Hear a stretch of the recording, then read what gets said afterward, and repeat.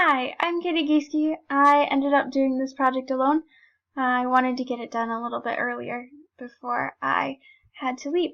So, what I did my topic on was global warming, which is very relevant in my field. I'm a scientist. It's a very controversial topic.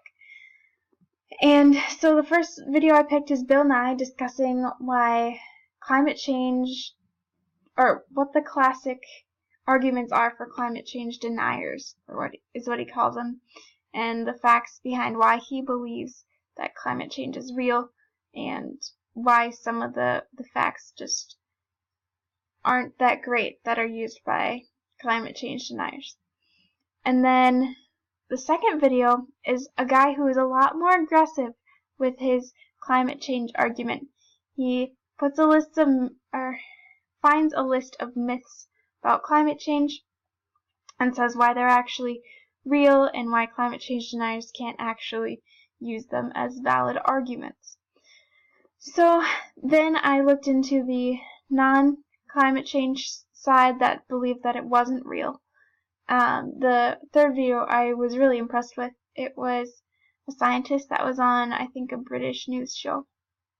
And he said that there wasn't really a change in CO2 in the environment, and that people were just paid money to say that global warming is real, and that the temperature changes actually can be predicted, and that it's just due to the soil and the lunar and solar lineups, and that this has happened before. And so that was interesting to listen to. But then I also found one from President Trump, as he discussed that it's also just a money-making business, and that global warming isn't really a threat, and why we shouldn't have to worry about it because it's not actually real. So when I actually critiqued them, Bill Nye did a really good job, probably because he has done this before. He is used to speaking to audiences and other people. The only thing he didn't really have was as much organization, but it was still pretty well done. Then video 2, this more aggressive guy, he was loud sometimes, but definitely not all the time. And he was very aggressive in his manner, and probably could have had some better phrasing and better words and organization.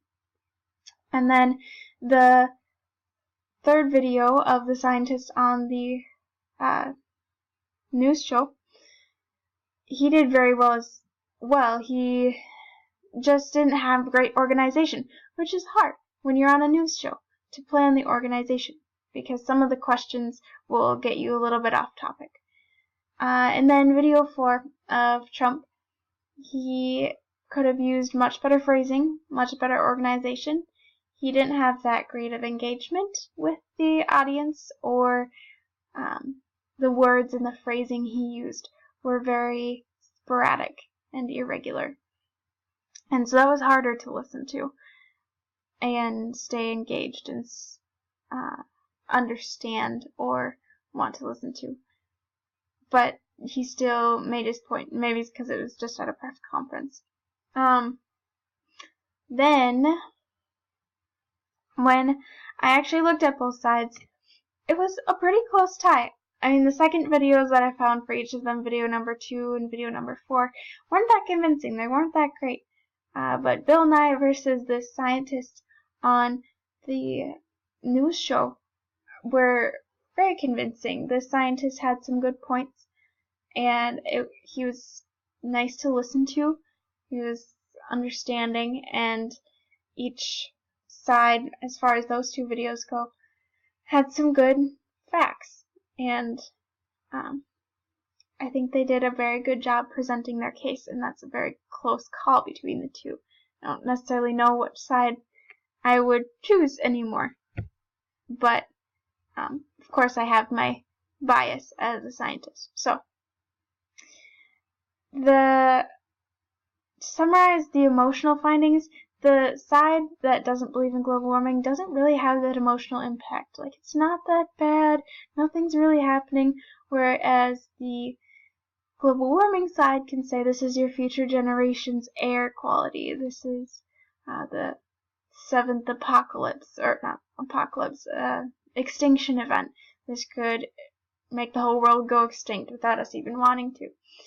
So there's a lot of different factors that come into account there.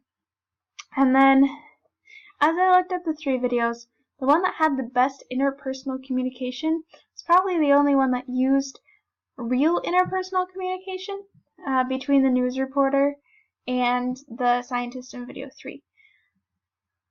And they just talked back and forth about global warming and why it wasn't real. The news reporter would say, oh, well, this is why it is. The scientist would say this is why it's not. And they just had a conversation. And so in each of the videos, there wasn't really much listening going on. They were all there to make their point, and they very well made it, usually. And they thought about what they were going to say, but they didn't necessarily take in a lot of the questions that people were asking and try to understand that and be a good listener from that perspective. But like I said, they were all there to make their point and say their stuff. So the last thing that was very apparent in all videos was the nonverbal language.